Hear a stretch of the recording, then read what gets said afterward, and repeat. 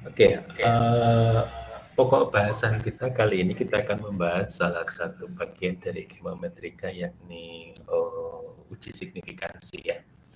Untuk memperjelas terkait urutannya atau mind mappingnya, kemarin sudah kita jelaskan. Pada prinsipnya statistika kita bagi menjadi dua, yakni statistika deskriptif dan statistika inferensial. Nah, pada pertemuan yang awal kita sudah berdiskusi terkait dengan statistika deskriptif, yang mana ini adalah jenis statistika yang hanya meringkas dan menyajikan data tanpa membuat generalisasi atau penarikan kesimpulan dari sebuah data kepada data induknya.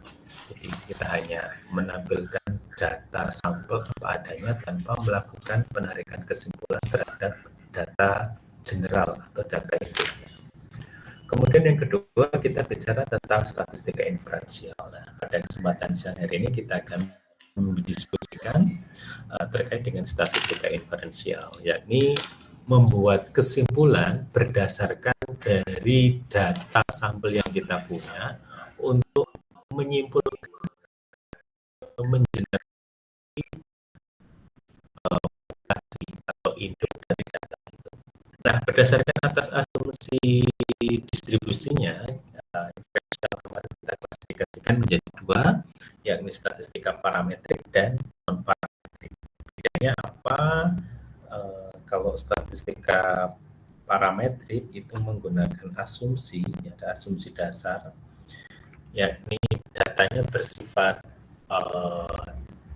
terdistribusi normal dan juga homogen.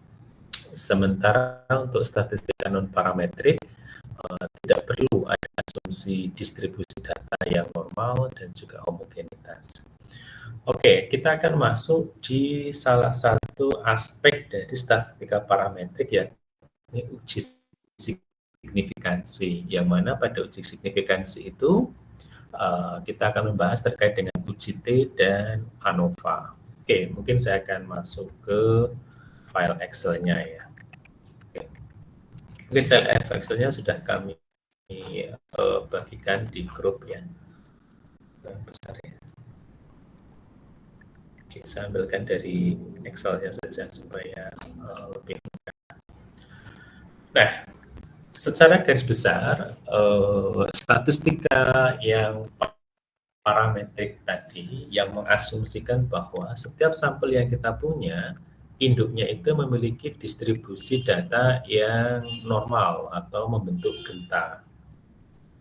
Dan juga sampel-sampelnya homogen, sehingga sampel yang kita ambil mewakili representasi dari populasi. Ada tiga, di sini ada tiga, sebenarnya ada banyak ya, ada banyak ragam uji parametrik. Salah satunya adalah uji T, kemudian tadi sudah dijelaskan uji ANOVA, uji F, kemudian juga ada ANOVA yang single faktor dan ANOVA dua faktor. Kita akan mulai dari uji T dulu ya. Uji T itu kalau di ini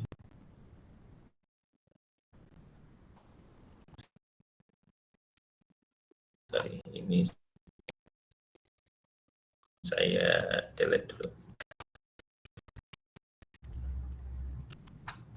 Oke. Secara garis besar, uji T itu ada sendiri itu ada uji T sampel tunggal, ada uji T sampel independen, dan ada uji T berpasangan. Kemudian untuk yang analisis variansi ada ANOVA. Nah, apa bedanya antara uji T sampel tunggal, uji T sampel independen, dan uji T berpasangan? Nanti kalau Anda baca di buku yang kita share, istilah uji T sampel tunggal itu adalah uji T yang digunakan untuk membandingkan rata-rata hasil pengukuran terhadap suatu nilai tertentu yang diketahui. Misal, kita kepingin mengecek apakah dari suatu alat ukur yang paling mudah, misalkan alat timbang atau neraca analitik, itu mengalami bias. Bias maksudnya kan kadang-kadang neraca analitik atau timbangan itu cenderung mengukur lebih berat atau lebih ringan kecenderungannya, sehingga istilahnya adalah kalibrasi.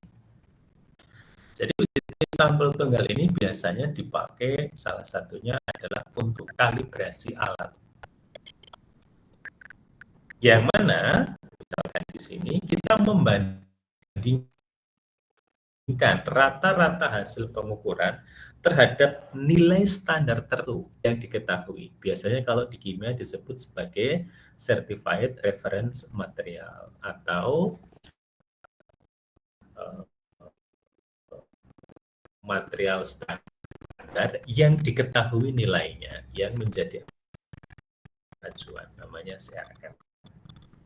Nah, untuk uji T sampel tunggal kita rumuskan sebagai T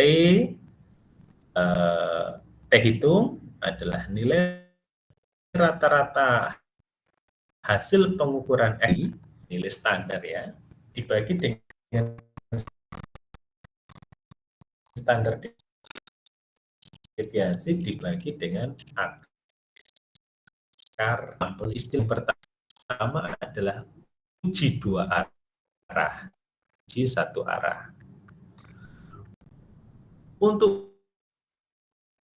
uji dua arah, kita menyusun hipotesis bahwa antara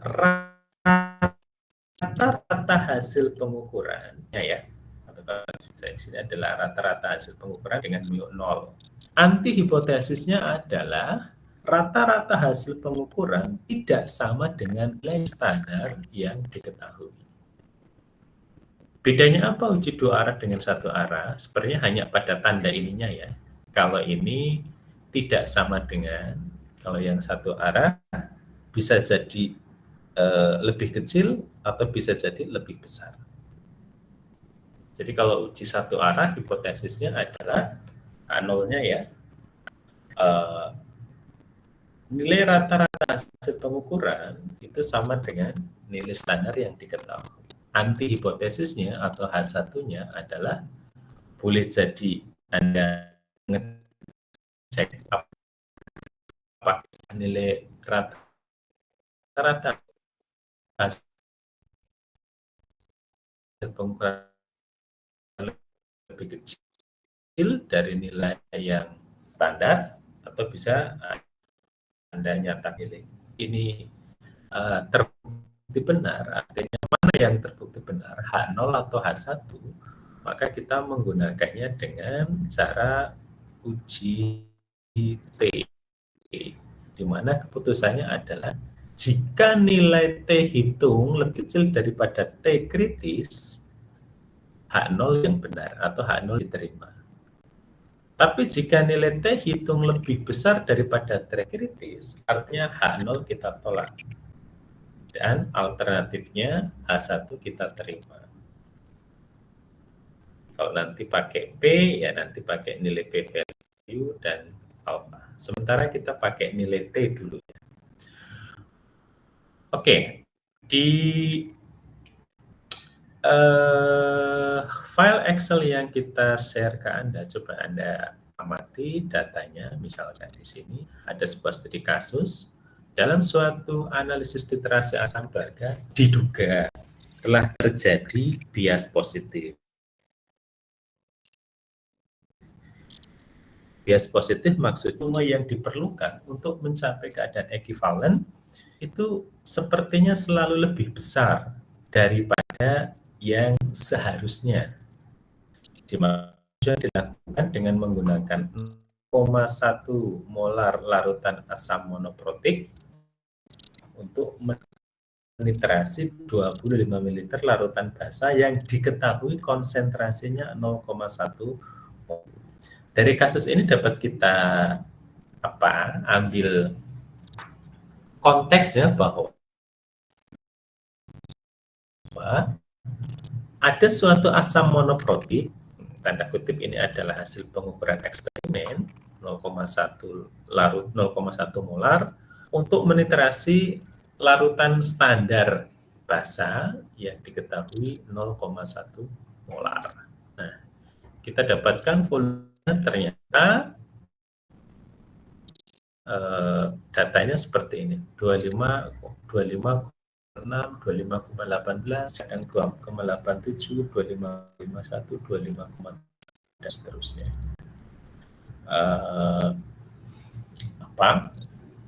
Diduga ada bias positif. Yang dimaksud dengan bias positif maksudnya adalah nilainya lebih besar daripada nilai yang seharusnya. Pak, ini 24 kan berarti lebih kecil daripada 25. Ya, enggak masalah gitu. Tapi yang namanya hipotesis kan boleh saja saya mengatakan bahwa diduga sepertinya volume yang diperlukan itu selalu lebih besar daripada volume yang seharusnya. Ya, Anda masih ingat kan kalau ini asam monoprotik dengan basa monoprotik kan harusnya ekivalen. Konsentrasinya sama ya, misalkan 0,1 molar dan 0,1 molar basa. Harusnya sama-sama 25 mili misalkan. Tapi di sini selalu lebih besar. Lebih kecil hanya 1. Kemudian sebagai terjadi bias positif, maksudnya adalah hasil pengukuran selalu lebih besar dari yang seharusnya. Maka perlu dilakukan kalibrasi. Nah, ini adalah proses kalibrasi. Dari kalibrasi diperoleh data seperti ini. Pertanyaannya adalah, apakah benar telah terjadi bias positif? Gitu. Maka untuk mengecek ini Anda bisa menggunakan uji T sampel tunggal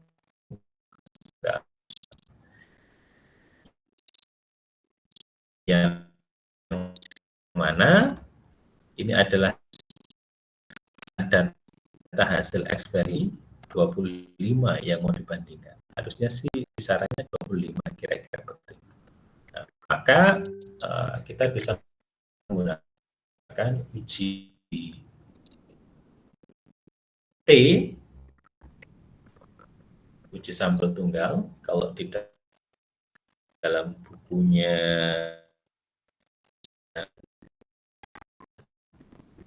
yang share di sini,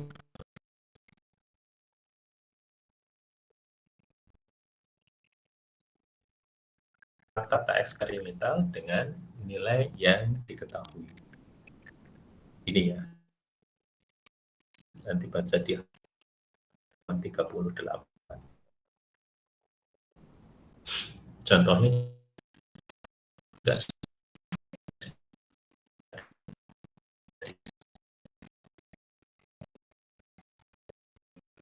Uji T sampel tunggal adalah membandingkan satu kelompok data dengan nilai tertentu yang diketahui. Nah, maaf Pak untuk suaranya menduga dengan melibatkan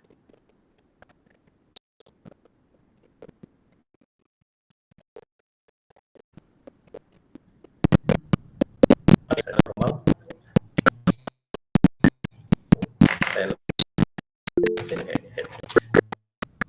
Bisa diterima? Sekarang bisa Pak, tapi tadi putus-putus. Masih putus-putus enggak? Sudah tidak Pak. Ada tidaknya, berarti headset saya rusak. Oke, nanti bisa dibaca lagi ya. Oke. Keputusan kita untuk menggunakan uji dua arah atau satu arah itu bergantung dari dugaan yang mau kita gunakan. Kalau redaksi kalimatnya adalah apakah telah terbukti terjadi bias positif? Bias positif artinya bahwa jadi kelebihan volume dari volume yang seharusnya. Maka kalau redaksinya mau menguji itu, kita menggunakan uji satu arah. Yakni hipotesis nolnya adalah tidak terjadi perbedaan volume yang diperlukan antara hasil eksperimen dengan yang seharusnya atau 25 tadi. Anti hipotesisnya adalah bahwa kebalikan dari H0 ya. Volume yang diperlukan itu lebih besar daripada volume yang seharusnya. Kenapa tidak pakai yang kiri? Karena di sini dimintanya langsung spesifik ya, bias positif. Artinya rata-ratanya itu lebih besar daripada yang seharusnya.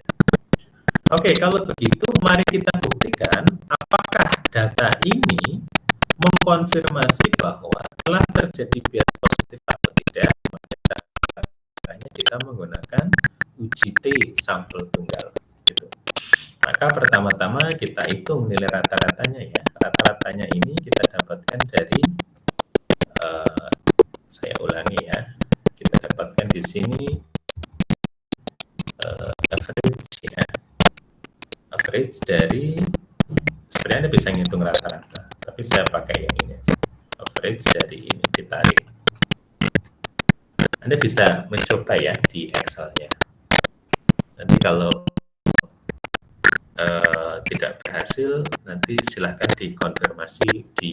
Karena waktu kita hanya 30, berapa? Jadinya berapa? 60 menit atau 30 menit ya? 60 menit Pak, soalnya 2 SKS. 60 menit ya, oke.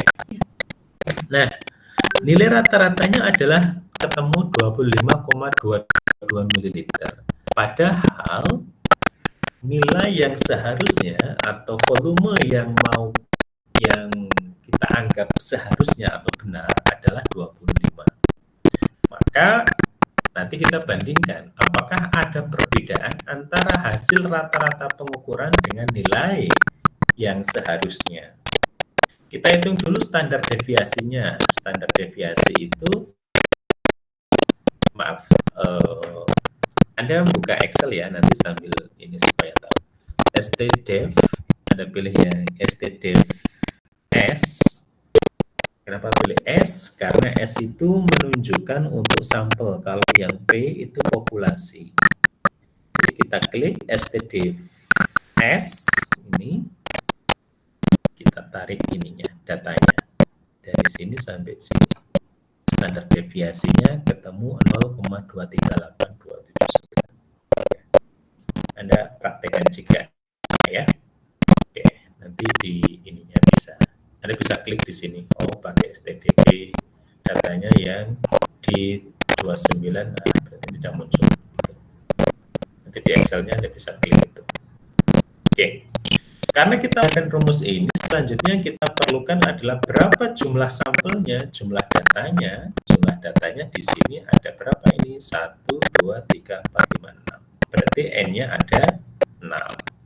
Oke. Hipotesisnya adalah bahwa rata-rata hasil pengukuran itu sama dengan 25. Anti hipotesisnya adalah hasil pengukuran lebih besar daripada 25. Nah, untuk menguji atau menarik kesimpulan, sekarang kita harus menghitung T-hitung. T-hitung ini dapat dari mana? T-hitung ini rumusnya dari yang ini ya. Nilai rata-rata dikurangi nilai yang seharusnya atau diharapkan, dibagi dengan standar deviasi, dibagi dengan akar dari jumlah data atau hasil pengukuran. Nah, ini kalau kita ulang begitu, ini kan artinya nanti dicek ya. Atau kalau Anda mau ngecek ngitungnya ini kan, nah dicek ini sebenarnya datanya mana? Ini ya. Datanya adalah nilai rata-rata dikurangi nilai yang seharusnya dibagi dengan ini ya, E59 itu adalah S, standar deviasi, dibagi dengan SIRT itu adalah akar dari 6. Maka ketemu T hitung yang nilainya adalah 2,347. 2,347. Nah, apakah ini sudah selesai? Belum. Karena tadi dasar penarikan kesimpulan H0 diterima atau ditolak itu bergantung dari nilai T hitung dan T kritisnya. Masih ingat tadi ya? Ini yang atas ini, sorry, mana tadi? Nah, ini. Keputusannya kita ambil H0 diterima jika T hitung lebih kecil daripada T kritis. Sebaliknya, H0 ditolak jika T hitung lebih besar daripada T kritis. Maka pekerjaan kita selanjutnya adalah menentukan berapa nilai T hitung, sudah ketemu, T kritisnya kita hitung. Oke. Nah, bagaimana untuk menghitung T kritis? T kritis itu pada prinsipnya kalau dalam bahasa dulu ketika saya masih kuliah namanya adalah T-tabel gitu, tabel statistika. Tapi kita bisa menghitungnya dari Excel dengan cara memasukkan sama dengan T inverse ya, T inverse. Di sini ada T inverse yang biasa dan ada T inverse 2T. Kita mau pakai yang mana? Karena di sini hipotesisnya adalah uji satu arah, maka kita pakai yang tidak dibagi dua, bukan yang bawah ini, tapi pakai yang atas ini ya, yang ini. Kenapa? Karena tadi hipotesisnya adalah volumenya lebih besar daripada nilai 25, maka kita masukkan.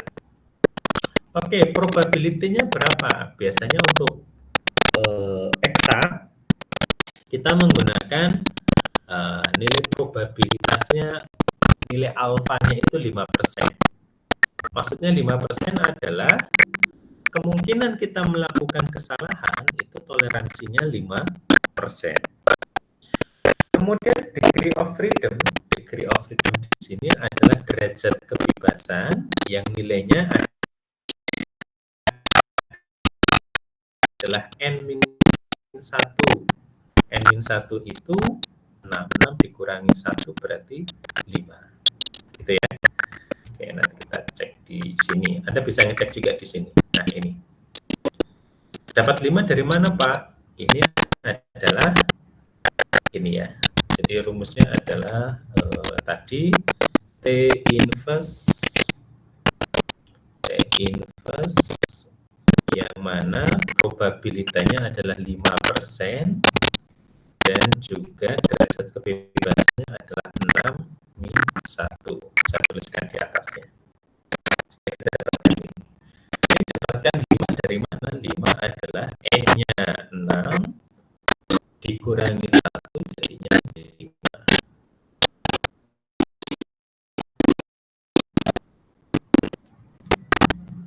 Oke, sebentar. Inverse-nya itu ini ya, 95%. T inverse bukan 5%, sorry. T inverse-nya 95%. T inverse 95% maksudnya adalah peluang kita melakukan kesalahan itu 5% gitu ya. Saya tahu yang ini atasnya ada tulisan angka 95% itu adalah karena alfanya 5%. Jadi 100 dikurangi 5 dapatnya 95.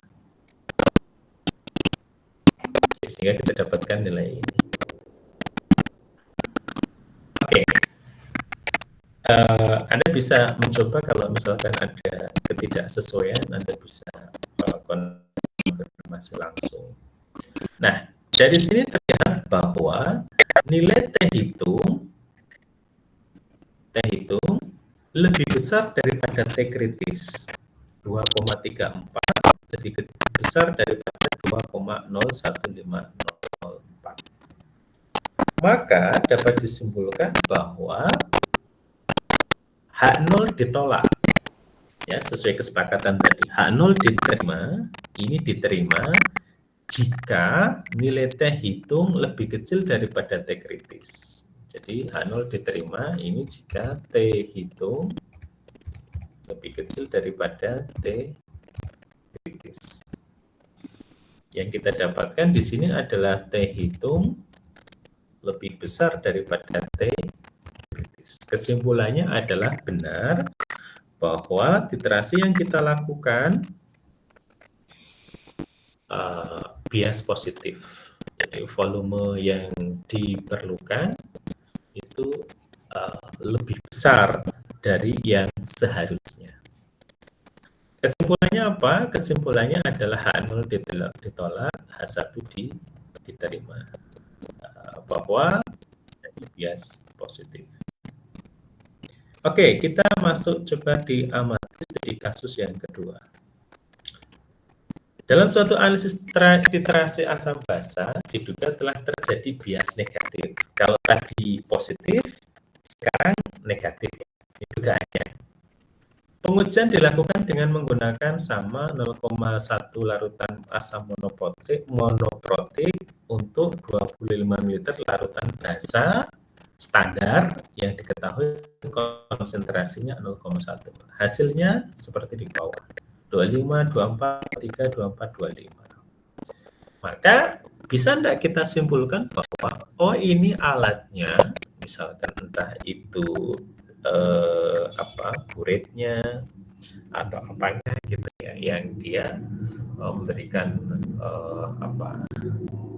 volume yang lebih kecil daripada yang seharusnya. Kita akan menguji berdasarkan data investigasi ini. Oke, sama ya, karena ini kasusnya adalah membandingkan nilai rata-rata hasil eksperimen terhadap nilai sesuatu yang diketahui. Nah, ini kan harusnya 25, tapi ternyata 25, 24, 23, 24, 25. Kadang benar, kadang kecil gitu. Kemudian kita berasumsi bahwa jangan-jangan ini terjadi bias negatif, lebih kecil daripada yang seharusnya. Sama kasusnya tadi ya. Kita menggunakan uji T. Kita tentukan nilai rata-ratanya dari ini sama pakai average. Di sini pakai average atau rata-rata dari ini. Tarik saja. Kita dapatkan 24,61. Nilai yang seharusnya berapa? 25. Standar deviasinya sama ya, kita pakai STDEV S yang ini yang bawah. Nah, kita tarik, nanti hasilnya kita dapatkan 0,7527. Oke, jumlah datanya ada 6. Hipotesisnya, ini yang menarik ya. Hipotesis nolnya adalah tidak ada perbedaan antara rata-rata hasil pengukuran dengan nilai yang sebenarnya atau nilai standar. Sebaliknya, anti hipotesisnya adalah nilai hasil rata-rata pengukuran itu lebih kecil daripada nilai standar atau nilai yang seharusnya. Untuk menguji mana hipotesis yang sesuai atau benar, kita uji dengan uji T. Pertama, kita hitung dengan T hitungnya. T hitungnya ini berarti kita menghitung nilai rata-rata dikurangi nilai yang seharusnya dibagi dengan standar deviasi dibagi dengan akar N. Yang sama seperti rumus yang di atas tadi ya. Ini rumusnya ini. Nah ini kita dapatkan dia minus 2,716. Kalau sudah, sekarang kita menghitung nilai T kritikalnya. T kritisnya adalah ini T inverse. Sebentar. Ini tadi saya ada yang keliru di atas ya. Bentar, ini kok jadi 95? Ini 5% ya.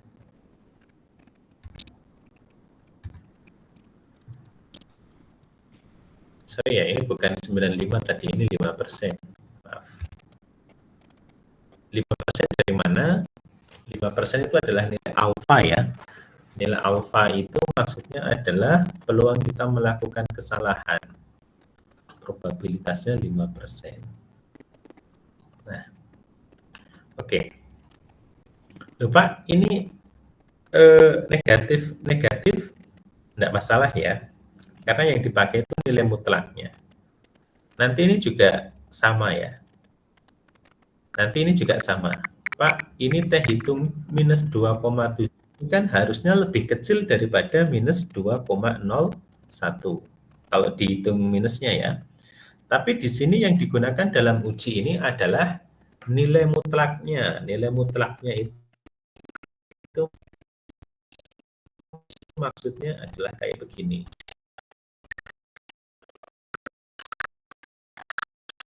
T itu. Kalau negatif, dia jadi positif. Yang sini juga sama nilai mutlaknya ya. Yang dipakai itu nilai mutlaknya. Nilai mutlak dari T kritikal. Jadi jangan terkecoh dengan nilai negatif-negatif ini. Ya. Yang dipakai adalah nilai mutlaknya. T hitung minus 116.037, kemudian T kritikal 0,150,948.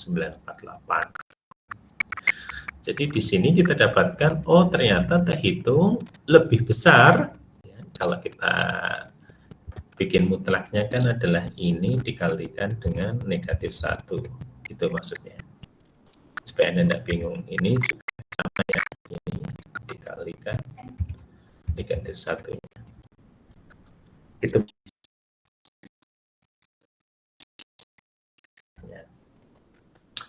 Dari kesimpulan ini dapat kita simpulkan bahwa oh ternyata T hitung lebih kecil daripada T kritis atau T tabel. Kesimpulannya apa? H0 ditolak, H1 diterima. Yang ini ya, bahwa rata-rata hasil pengukuran itu lebih kecil daripada nilai yang seharusnya. Dengan kata lain, dapat kita simpulkan bahwa telah terjadi bias negatif di dalam pengukuran asam monoprotik tadi. Oke, sampai di sini ada pertanyaan? Tidak, kita lanjut ke studi kasus yang ketiga. Bedanya apa studi kasus yang ketiga dengan yang 1 dan 2? Kalau di sini kita perhatikan ya. Kasusnya adalah suatu prosedur uji validasi untuk parameter akurasi digunakan bahan acuan standar atau CRM, Certified Reference Material, bernama selenourea 50 nanogram per mililiter. Hasil pengukuran menunjukkan data seperti bawah ini. 50,4, 50,7, 49,1, 49,1, dan 51,1. Yang harapannya kalau kita pakai material standar, harusnya hasil pengukuran itu ya paling tidak berbeda dengan material standarnya. Kita lihat apa tujuan dari pengujian ini. Oke. Pertanyaannya adalah apakah ada perbedaan antara hasil pengukuran dengan nilai standar selenourea. Ininya ya. Ini. Kalau pada studi kasus 1 dan 2, secara eksplisit kita mengatakan hasilnya lebih kecil, hasilnya lebih besar. Berbeda dengan hasil yang ketiga, dugaan kita tidak mempermasalahkan apakah dia mau lebih besar atau lebih kecil dari yang seharusnya. Yang kita uji adalah apakah berbeda atau tidak. Masalah bedanya kecil atau besar itu tidak masalah. Sehingga dalam pengujian seperti ini kita menggunakan uji 2 arah. Jadi perhatikan ini ya, ini tidak pakai tanda lebih besar atau lebih kecil. Kita tidak pakai tanda ini ataupun tanda ini.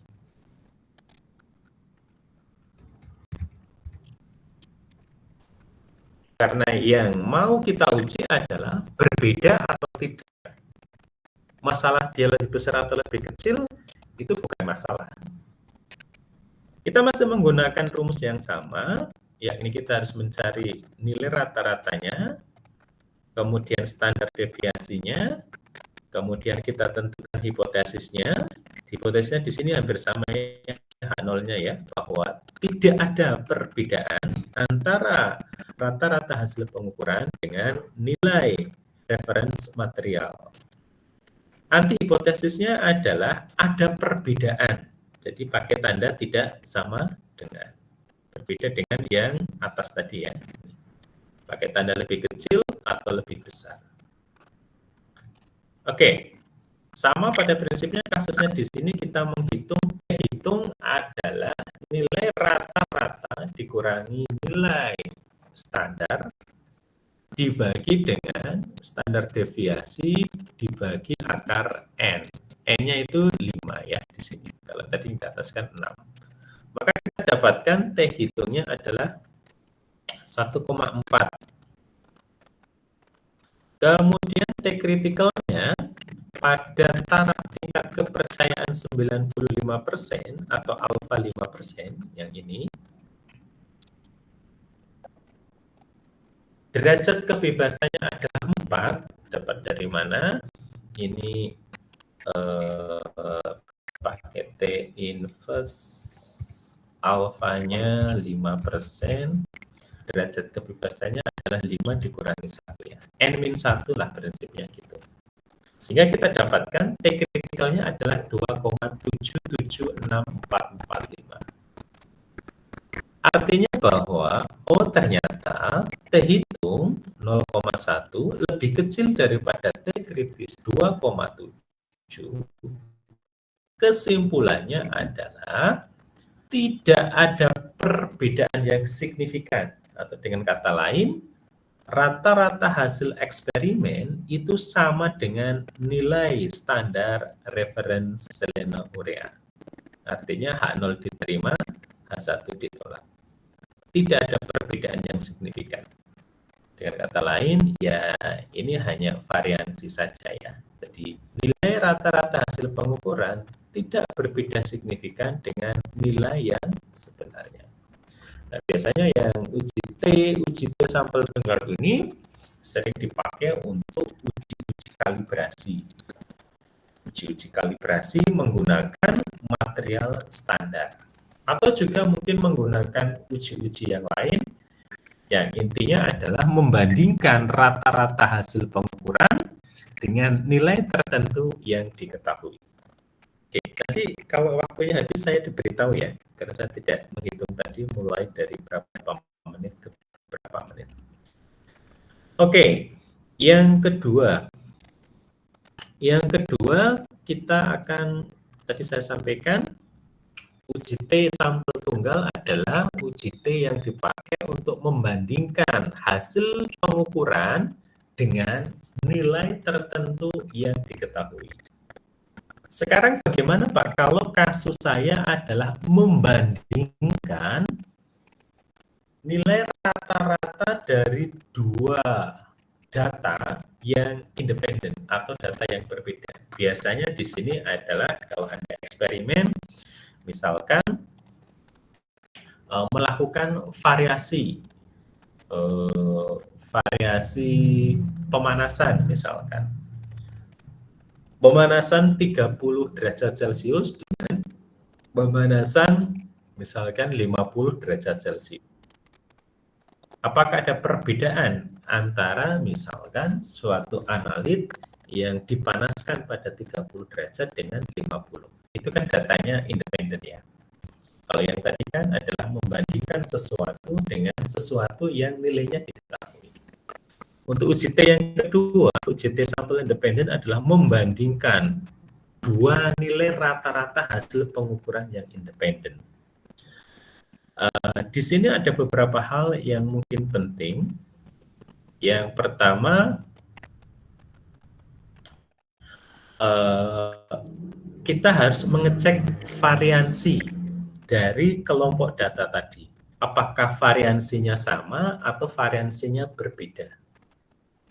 Nah, dua kelompok dengan nilai rata-rata misalkan X1 dan X2 dan variansinya S1 dan S2 dengan jumlah data N1 dan N2, maka standar deviasi gabungannya adalah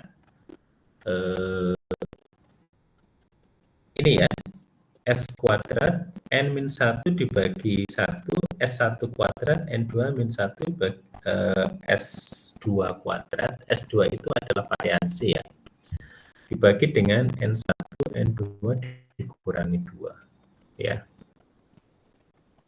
Oke, nah standar deviasinya berarti berapa? Ya akar dari ini ya, akar dari ini. Ini namanya variansi. Nanti kalau ditanya standar deviasinya adalah akar dari S kuadrat ini. Standar deviasi kuadrat itu namanya variansi. Nah, untuk uji hipotesisnya dilakukan dengan membandingkan nilai T hitung terhadap nilai T kritis, yakni jika nilai rata-rata kelompok 1 sama dengan kelompok 2, tidak ada perbedaan signifikan, atau anti hipotesisnya adalah rata-rata kelompok 1 tidak sama dengan rata-rata kelompok 2. H0 diterima jika T hitung lebih kecil daripada T kritis. Atau H1 yang diterima jika T hitung lebih besar daripada T kritis. Di sini saya akan memperkenalkan istilah lain dari nilai T, yaitu nilai p-value. P-value di sini adalah nilai P yang dibandingkan terhadap nilai alfa. Alfa itu adalah taraf signifikansi, misalkan 5%, 1%, 10%, dan sebagainya. Pak tahu 5%, 10% itu dari mana? Dari uji signifikansi dengan uji probabilitas. Misalkan Anda mau mentoleransi kesalahannya hanya 1%. Nanti nilai p-value-nya berbeda. 5% berbeda. 10% berbeda. Semakin besar toleransi, tingkat kesalahannya semakin besar. Kira-kira begitu maksudnya. Oke, next. Bagaimana kita mengujinya? Ujinya kita menggunakan hampir sama seperti uji T sampel tunggal ya.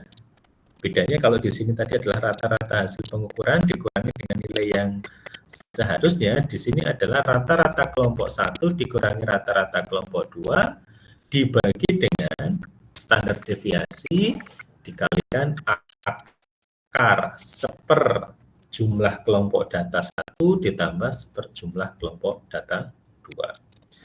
Nah, ini perlu diperhatikan juga bahwa nilai T pada rumus di atas ini dihitung dengan derajat kebebasan N plus 1, N1, N2 dikurangi 2. Ini karena ada 2 ya. Tadi kan saya sampaikan bahwa derajat kebebasan adalah N-1.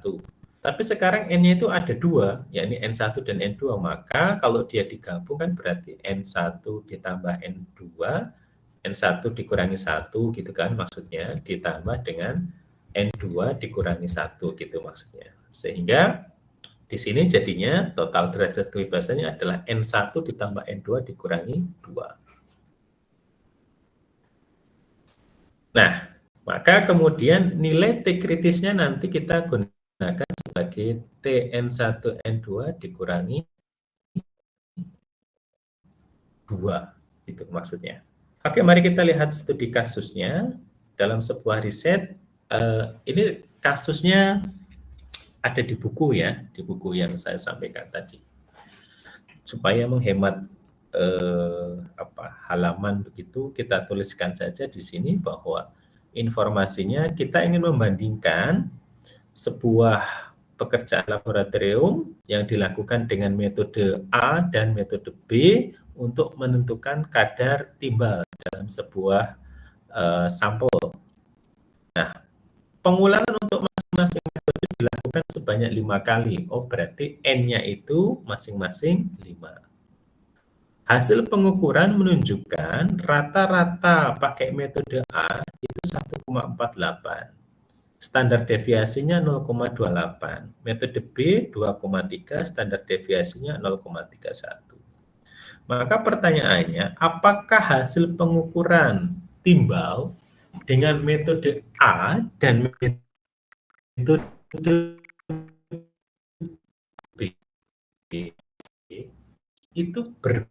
Pikir bahwa kalau sampelnya sama, mestinya hasilnya juga sama. Harapannya kan begitu ya. Jadi ini biasanya dipakai untuk pengembangan metode-metode baru. Jadi membandingkan antara metode standar yang sudah diakui dibandingkan dengan metode baru yang kita kembangkan pada sampel yang sama. Oke. Kemudian studi kasus yang kedua di sini. Seorang penyelia penjaminan mutu ingin memastikan apakah ada perbedaan signifikan antara kadar tetrasiklin dengan metode spektrofotometri dengan metode kromatografi dari data yang diperoleh seperti ini. Pertanyaannya adalah tentukan apakah ada perbedaan. Nah, kalau pertanyaan seperti ini, ingat ya, karena ini tidak tendensius lebih besar atau lebih kecil, maka berarti ini yang diinginkan adalah uji dua arah atau tanda hipotesisnya adalah tidak sama dengan. Oke. Ini contoh-contoh untuk ini tadi ya, saya sampaikan di awal untuk uji T sampel independen dengan asumsi variansi yang sama. Gimana atau asumsi variansi yang sama atau tidak? Nanti pakai uji F, begitu kira-kira. Jadi di sini maksudnya apa? Maksudnya adalah ringkasannya ya, ringkasan secara garis besar supaya Anda punya point of view-nya adalah ya minimal datanya sama lah gitu antara kelompok satu dengan kelompok yang dua.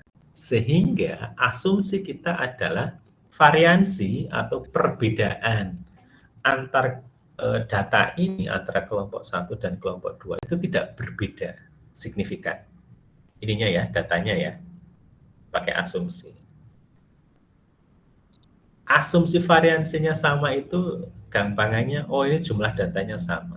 Pak, boleh enggak kalau kita membandingkan yang kelompok satu datanya ada berapa ini? 1, 2, 3, 6, yang ini datanya cuma 5 misalkan. Berarti kan ini 6, ini 5. Nah ini biasanya variansinya itu berbeda biasanya ya.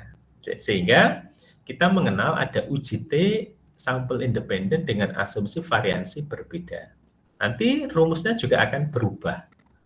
Kalau tadi di sini S dikalikan 1/N1 ditambah 1/N2, sekarang variansi masing-masing masuk ke dalam rumusan T, yakni X1 rata-rata ya, rata-rata kelompok 1, rata-rata kelompok 2 dibagi dengan akar variansi dari kelompok 1 dibagi jumlah datanya ditambah dengan variansi kelompok 2 dibagi dengan jumlah datanya.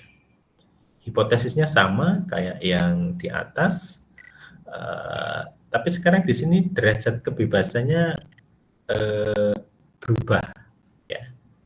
Berubah kenapa? Karena jumlah datanya berbeda antara kelompok 1 dan kelompok 2. Sehingga derajat kebebasannya adalah variansi 1.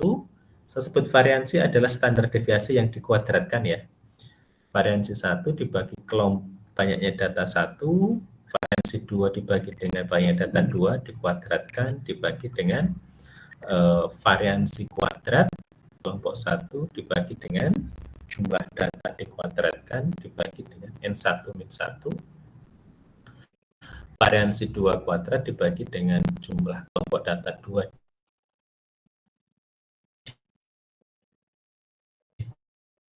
dikuadratkan dibagi dengan N2 min 1. Ini Anda bisa lihat, misalkan di sini ada studi kasus, suatu riset ingin membandingkan kadar tiol itu gugus SH ya, sulfur hidroksi. Kadar tiol dalam sampel darah dua kelompok relawan, yakni relawan dari yang kelompok A orang normal dan relawan kelompok B yang menderita penyakit rheumatoid arthritis atau pengapuran tulang. Hasil menunjukkan bahwa untuk kelompok normal kadar tiolnya ini, yang rematik kadar tiolnya ini. Pak, kenapa ini tidak disamakan? Karena untuk mencari relawan itu tidak mudah ya. Kita bisa dapat relawan, tapi ternyata dia bukan penderita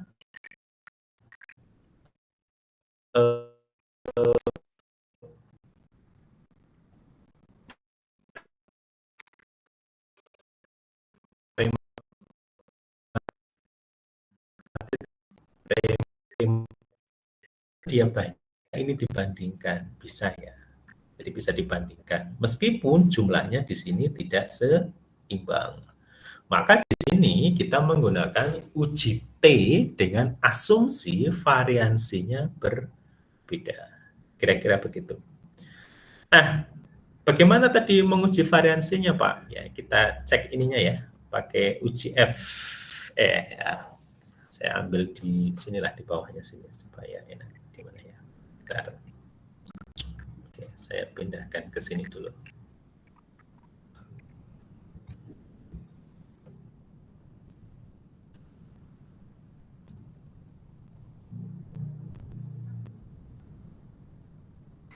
Oke, di sini. Ini yang rematik, normal, ini yang rematik.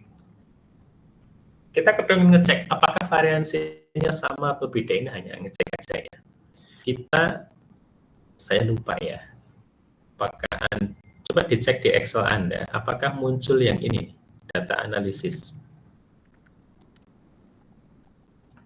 Saya kalau punya Excel begini, mungkin biasanya belum aktif, Anda bisa aktivasi di, tapi mungkin beda ya, punya saya yang versi kapan ini. Nah, option nanti di sini Anda cek di add-ins. Nah, add-in di sini nanti Anda aktivasi ini, analisis toolpack-nya ini. Toolpack diklik, di oke, nanti kalau sudah ditutup, nanti sampai muncul, kalau diklik data ini sampai muncul ini, data analisis. Nah, diklik data analisis. Nah, sekarang kita akan menggunakan Excel aja ya, yang mudah. Kita mau mengecek apakah variansinya sama. Kita pakai, tadi saya ulangi, data yang mau diuji adalah ini. Saya klik data analisis, F-test to sample for variance. Uji variansi 2 sampel. Oke, kita acak saja ya. Acak, tadi mana datanya?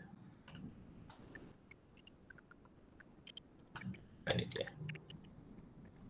Ini. Kemudian data yang kedua adalah yang rematik.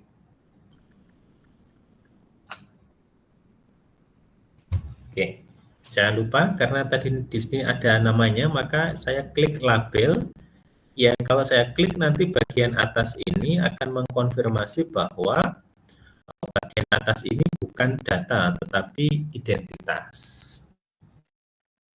Kemudian alfanya 0,05. Saya klik out ring-nya atau keluarannya, output-nya saya taruh di sebelahnya sini aja. Oke. Nah, maka muncul di sini. Ini ya variansinya ya, ini muncul. Rata-ratanya muncul ini variansinya 0,057 dan 0,231. Ya, relatif jauh ya. Maka di sini akan kita lihat apa ini? Apakah variansi kelompok 1 dan kelompok 2 berbeda? Kira-kira gitu ya. Kita ambil ini dulu nih. Di sini kita lihat bahwa variansinya karena F hitung lebih kecil daripada F kritis, maka variansinya tidak sama. Variansinya sama ya. Karena ini 0,02 lebih kecil daripada 0,22.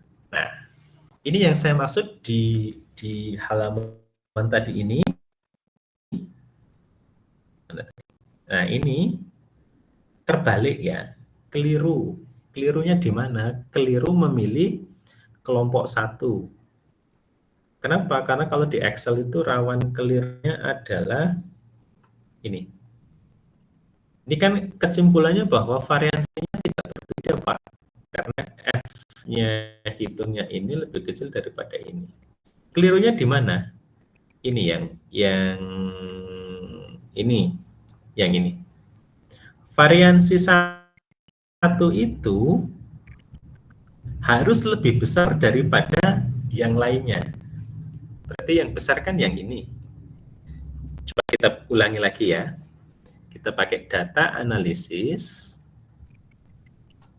variansi tes. Nah, ini yang saya maksud ini loh. Ketika kita memasukkan untuk variabel satunya kebalik, kalau di Excel, kalau yang di aplikasi yang lain tidak masalah. Khusus di Excel, itu akan menyebabkan namanya miskalkulasi, kesalahan hitung karena kesalahan pemilihan ini tadi. Coba kalau kita balik gini ya. Kita balik, apakah hasilnya sama? Outputnya di sebelahnya sini. Oke, di situ. Oke. Oke ya. Nah, ini. F kritisnya lebih kecil daripada F hitung. Artinya bahwa variansinya itu berbeda signifikan. Antara ini dengan ini variansinya berbeda. Itu maksudnya ya. Nah, ini kadang-kadang kalau di Excel itu kalau salah milih hasilnya kebalik. Jadi yang bagian ini terbalik, yang saya tuliskan di tempat Anda ini terbalik. Kenapa? Karena ketika Anda memilih variabel 1 itu adalah variabel yang variansinya lebih kecil daripada kelompok yang lain. Padahal harusnya yang masuk ke variabel 1 adalah yang dia lebih besar. Gitu. Itu ya. Untuk ngecek variansi, ini baru variansinya. Baru ngecek variansi. Tadi kan kita bilang bahwa uji T untuk sampel independen membandingkan dua kelompok yang berbeda, itu harus melihat atau mengasumsikan variansinya sama atau berbeda. Kalau kita paling mudah ya lihat aja datanya sama atau berbeda. Kalau datanya sama, biasanya variansinya relatif sama. Kalau datanya berbeda jumlahnya, biasanya variansinya berbeda. Tapi ini umumnya ya. Anda harus tetap mengecek menggunakan uji variansi atau uji F seperti ini. Nah, ternyata dari cek variansi kelompok data ini berbeda. Karena itu untuk kasus yang rematik ini, rheumatoid arthritis ini, kita menggunakan uji T unequal variance dengan asumsi variansinya berbeda. Jadi kita tidak menggunakan rumus yang pertama. Nah, sebenarnya bisa dihitung secara manual seperti yang disampaikan di atas tadi, tapi di sebenarnya sudah disiapkan ya, sudah disediakan di sini. Anda tinggal klik data analisis, kemudian dicari ke bawah ini ya. Ini ada yang uji T sampel berpasangan, uji T sampel dengan mengasumsikan variansinya sama. Yang ketiga ini yang kita pakai, yakni uji T dua sampel dengan asumsi variansinya berbeda. Kita pilih yang ini, uji T yang terakhir. Nah, di sini maksud saya itu. Tadi sudah kelihatan ya bahwa variansi yang masuk ke variabel 1 itu adalah yang rematik ya. Yang ini saya harus benarkan. Nah, yang ini supaya tidak kebalik. Supaya nanti kesimpulannya, keputusannya tidak keliru. Kalau kebalik milih ini, nah ini salah satu kelemahan di Excel sih. Kalau di SPSS mungkin tidak ya. Oke, Di sini ada tulisan hypothesized mean difference, artinya bahwa kalau saya tuliskan 0 di sini adalah tidak ada perbedaan rata-rata antara kelompok 1 dan kelompok 2. Ini maksudnya kenapa saya tulis 0. 0 itu artinya kalau mu1 dikurangi mu2 nilainya sama kan berarti 0. Alfanya 5% atau 0,05. Outputnya ini kita taruh di bawahnya sini ya, sinilah. Ya, di situ. Oke. Nah, keluar hasilnya. Ya, ini kurang besar enggak? Bisa Anda baca enggak ya? Maaf, saya lupa ya. Ini karena Bisa, saya Pak. laptop. Bisa, Pak. Oke ya, terima kasih. Nah, ini ya. Kita cek di sininya dulu supaya tidak keliru. Nanti kalau Anda keliru ngecek ininya dulu ya. Oh, rematik udah di pertama ini oh benar. Ini lebih besar daripada ini. Oh, berarti sudah benar dalam pemilihan variabelnya. Derajat kebebasannya enggak usah dihitung tadi ya. Nanti kalau ini berbeda, maksudnya ini. Kalau di Excel, kan tadi saya bilang yang ini yang maksud saya. Nah ini, derajat kebebasannya menghitung pakai begini. Ini kalau dihitung manual. Tapi di Excel sudah dihitungkan secara otomatis outputnya derajat kebebasannya 4. Ini singkatan dari degree of freedom 4. Ini yang dimaksud dengan T hitung. Ini adalah T hitung. T hitungnya ya saya tuliskan di sini. T hitung adalah ini. Kemudian T kritisnya, T kritikalnya itu, nah di sini Anda bisa melihat, sebentar, T kritikalnya saya pakai yang bawah ini ya. Oke. Pak, kenapa dipilih yang bawah gitu ya? Nih, saya tarik dulu ini supaya kelihatan. Nah, ini adalah T hitung. T hitung. Ini adalah nilai P value untuk uji satu arah. Ini T kritis untuk uji satu arah. Yang satu arah itu tadi maksudnya apa? Yang mau kita uji T-nya tadi mu1 sama dengan hipotesisnya. Misalkan ini M1. Kalau yang satu arah itu kan pakai tanda lebih besar atau lebih kecil ya. Daripada kelompok 2. Sorry. Nah, karena di sini tadi yang mau kita uji adalah apakah ada perbedaan ya. Apa bedanya sih antara uji satu arah dengan dua arah? Uji dua arah itu biasanya kita tidak punya informasi yang pasti tentang apa yang mau kita uji. Contoh misalkan, Anda menduga bahwa salah satu indikator seseorang itu menderita penyakit rheumatoid arthritis adalah adanya kandungan senyawa tiol di dalam darahnya. Ada. Tapi apakah itu lebih besar atau lebih kecil daripada yang seharusnya? Kita tidak tahu. Tapi dugaan kita ada tiolnya. Apakah orang normal tidak punya kandungan tiol? Ada. Terus pertanyaannya, apakah orang rematik itu kadar tiolnya lebih besar atau lebih kecil? Kita tidak tahu. Yang ingin kita curigai pertama adalah apakah ada perbedaannya. Karena itu uji hipotesisnya adalah apakah M1 dan M2 itu ini ya, jadi tandanya adalah gini jadinya. Mana tandanya? Nah, apakah kelompok 1 itu bentar, ini ada, nah saya kasih. Nah, apakah kelompok 1 itu sama dengan kelompok 2? Gitu ya. Jadi karena kita mengidentifikasi apakah ada perbedaan kadar tiol dari kelompok 1 dan kelompok 2, maka kita menggunakan uji dua arah. Itu maksudnya. Kita tidak menggunakan uji yang apakah kadar tiol pada orang penderita ini lebih besar daripada orang normal atau sebaliknya? Apakah kadar tiol pada penderita rheumatoid arthritis lebih kecil daripada orang normal? We don't care, karena belum ada informasi ke arah situ, sehingga digunakanlah uji dua arah. Oke, ya.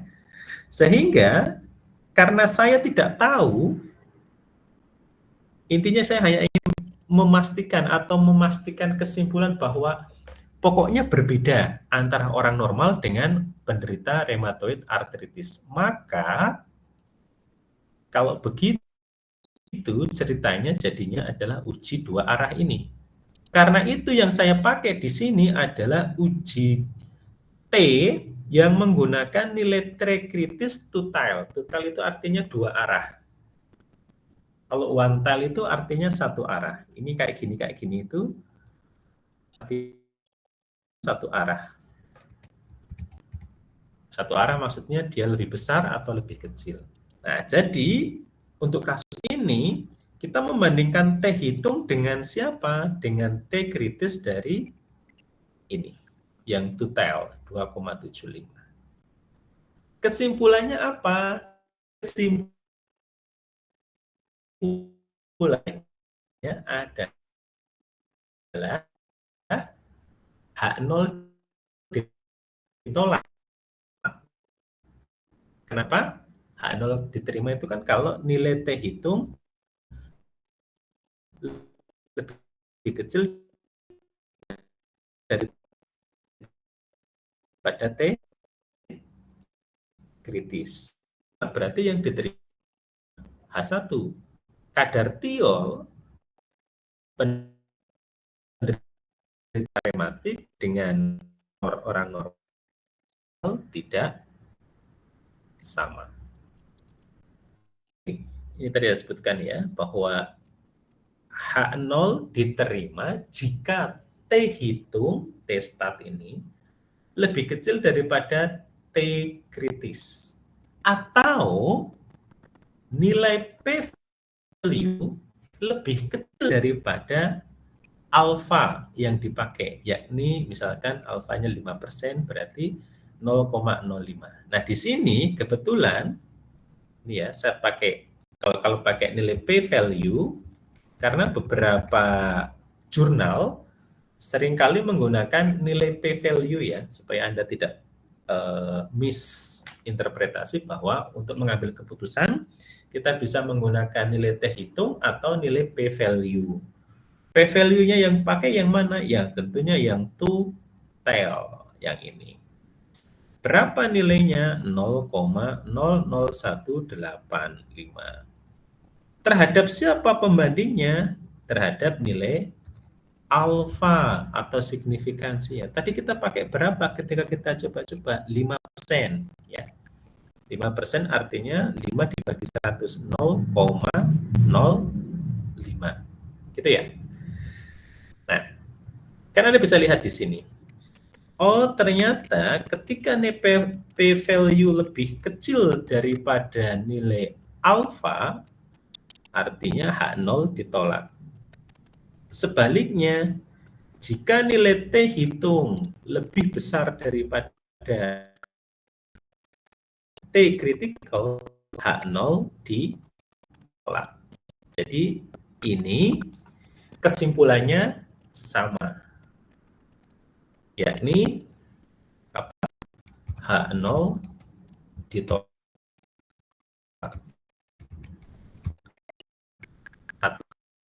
atau H1 diterima. H1 diterima.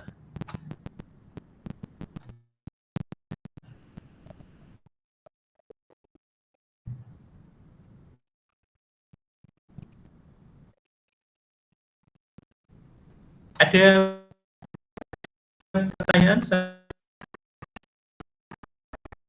Oke, sampai di sini ada pertanyaan? Belum ada, Pak. Jadi, gitu ya. Mohon maaf, Pak, suaranya putus-putus.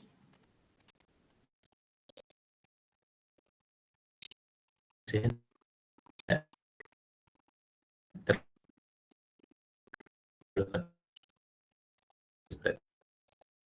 ulangi dari awal.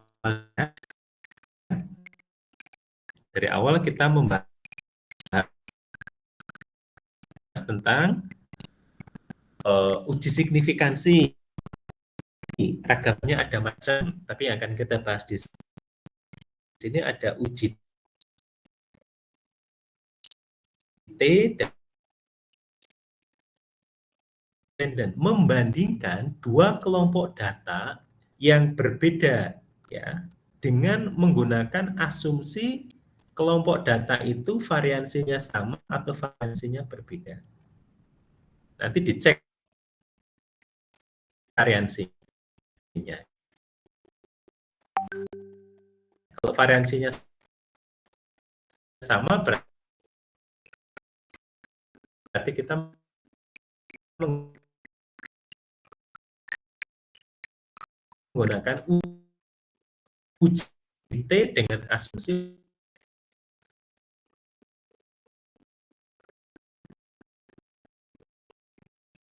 ya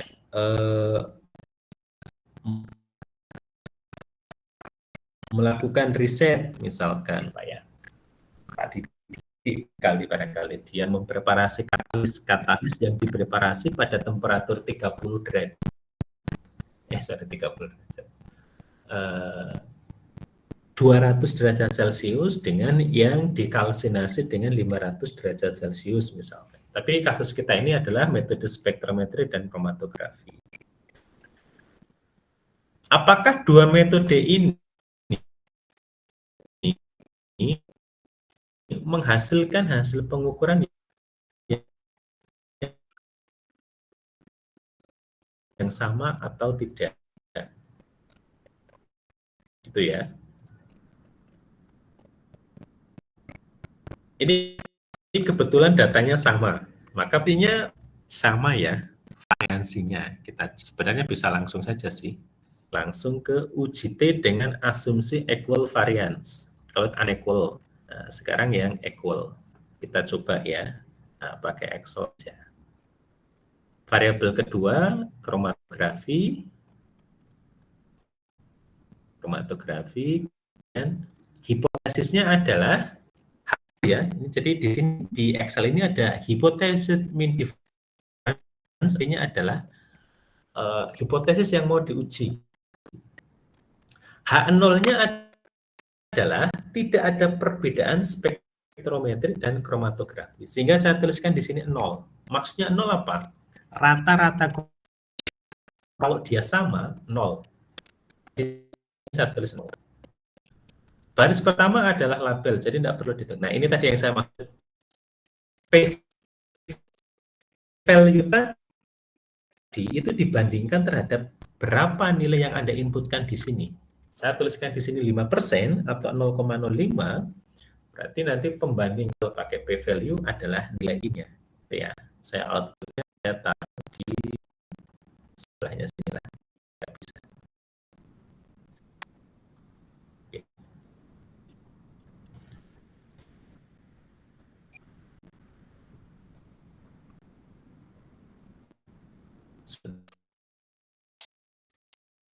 Ini kenapa dia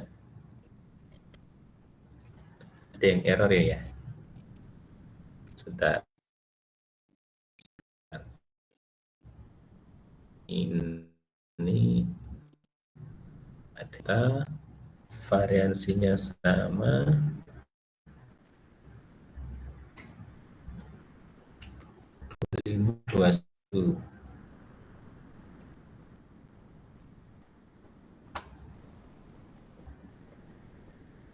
Oke. Ini harusnya oke.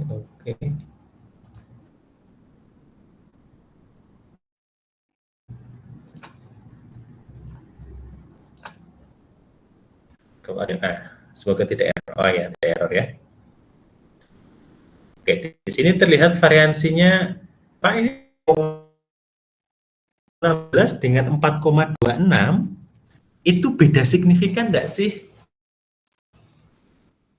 Kalau Anda lihat di sini kan, Pak, kan 2,1 dengan 4,2 itu kan beda, Pak. Angkanya iya ya, beda kan? Kalau begitu enggak bisa dong, Pak, pakai yang menggunakan asumsi equal variance, gitu ya. Ini yang kromatografi.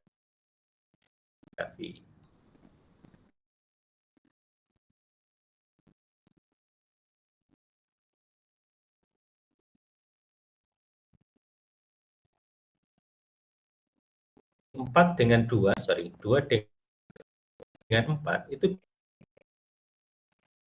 beda signifikan atau tidak? Kromatografi ya. Grafi,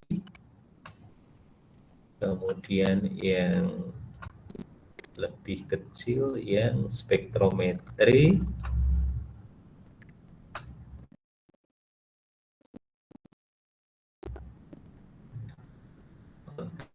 yang ada di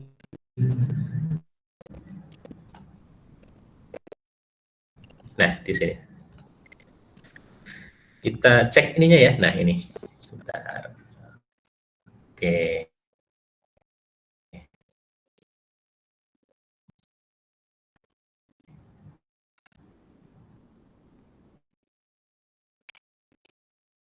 Agak sedikit beda aja warnanya. Nah, kita pakai ini. Oh, ternyata